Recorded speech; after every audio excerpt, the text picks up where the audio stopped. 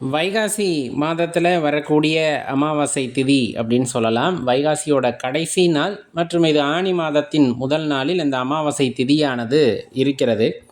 ரொம்ப அற்புதமான திதி அப்படின்னு நீங்கள் வச்சுக்கலாம், நாள்னு கூட வச்சுக்கலாம்.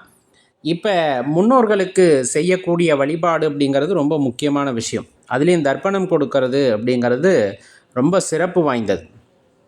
அதை எந்த நாளில் செய்யலாம் அப்படின்னு பார்த்தா 14ஆம் தேதியும் செய்யலாம், 15ஆம் தேதியும் செய்யலாம்.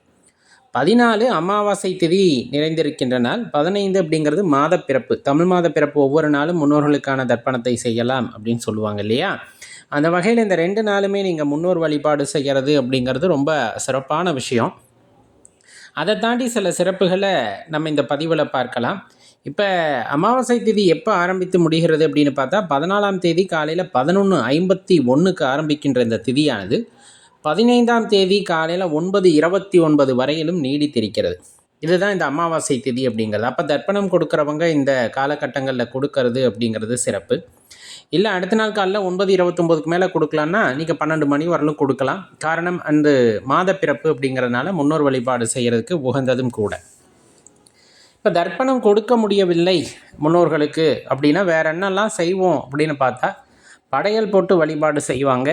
அப்படி இல்லை அப்படிங்கிற பட்சத்தில் குறைந்தபட்சம் மாடுகளுக்கு அகத்திக்கீரை வாங்கி தர்றது, அல்லது காகத்துக்கு சாப்பாடு வைக்கிறது. சாப்பாடுனா நம்ம தயிர் எள் கலந்து சாதம் வைப்பது அப்படிங்கிறது, இதையெல்லாம் குறைந்தபட்சம் செய்வது ரொம்ப உத்தமம் அப்படிங்கிறத மனசில் வச்சுக்கணும். இதில் சோடசக்கலை நேரம், அதுலேயும் அமாவாசை சோடசக்கலை அப்படிங்கிறது ரொம்ப சிறப்பு வாய்ந்தது. அது சித்தர்களால் நமக்கு அருளப்பெற்ற நேரம், அடையாளம் காணப்பட்டு கூறப்பட்ட நேரம் அப்படின்னு சொல்லலாம். ஒரு 2 மணி நேரத்தை அப்படி சொல்லுவாங்க. அந்த வகையில் பார்த்திங்கன்னா 15ஆம் தேதி காலையில் 8:29 10:29 வரையிலும் இருக்கக்கூடிய அந்த 2 மணி நேரம் அப்படிங்கிறது ரொம்ப அற்புதமானது.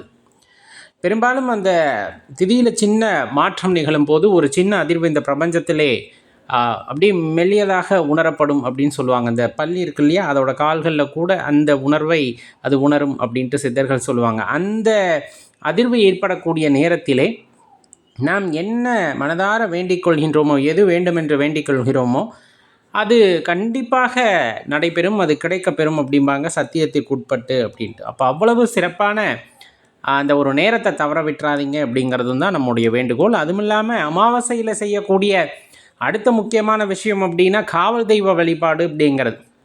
அதுலேயும் ஆண் தெய்வ வழிபாடு அப்படின்னு சொல்லுவாங்க.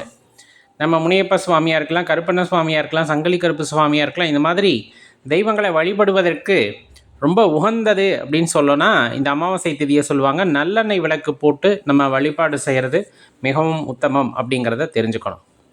அதே போல் மலை மேலே உள்ள ஆலயங்களுக்கு போய் நம்ம தியானம் செய்வது அப்படிங்கிறது ரொம்ப சிறப்பு. சித்தர் ஆலயங்களுக்கு போனோம் அப்படிங்கிற பட்சத்தில் அங்கே தியானம் செய்யலாம். இந்த அமாவாசை திதியில் செய்கின்ற தியானம் அப்படிங்கிறது இதுவரையிலும் தியானம் செய்து சித்திக்காதவர்களுக்கு கூட அதற்கான வழியை ஏற்படுத்தி தரும் அப்படிங்கிறத மறந்துட வேண்டாம்.